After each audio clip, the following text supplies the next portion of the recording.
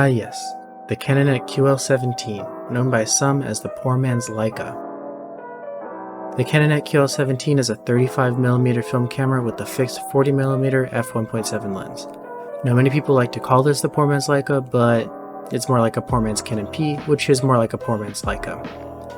When it comes to the QL-17, the price can vary from about $50 to a wild $300. I was able to snag my QL-17 a while ago for around $60 or so, and it's in near mint condition with a little bit of fogging.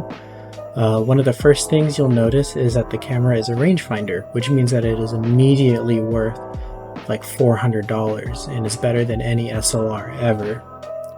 All jokes aside, the camera itself is pretty good. I prefer the images over my Pentax ME Super with the 50mm f2.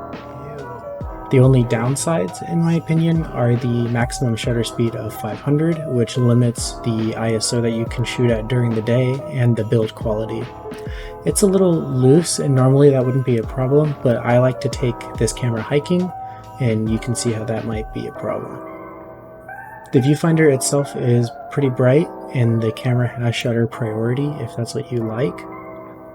The camera itself also has a self-timer, so I can take pictures of me and my many and plentiful friends that I totally have.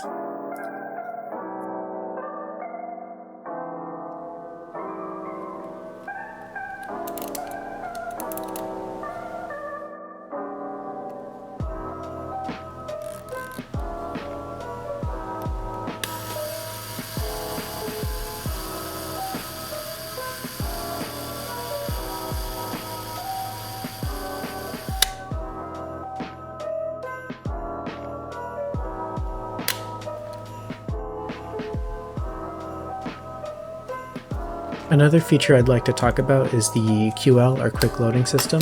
It just simplifies the process of loading and makes it really quick and is super convenient when you're on the move.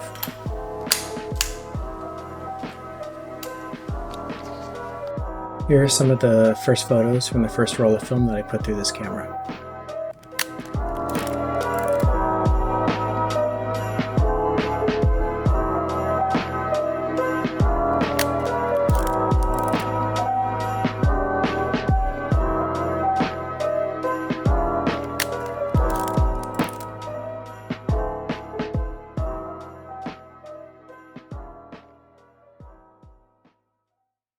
Next, I want to show some images that I took on a hike up in the Wichita Mountains in the Mineral Wells State Park.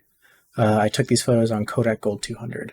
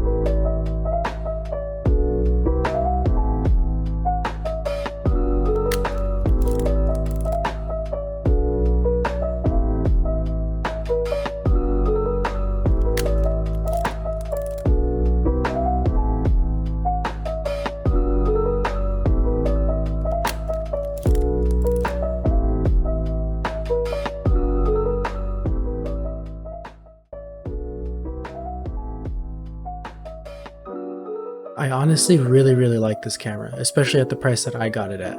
But at current prices, is it worth it? Well, if you can get it under $100 or so, I would say it's totally worth it. The lens itself is fast and sharp, the camera is not too heavy, and the focal length of 40mm does give it some flexibility with what you want to shoot, whether it's portraits or some landscapes. So who is this camera for? Well, if you can get one for a reasonable price, I would say this is a great beginner camera, especially a good beginner rangefinder.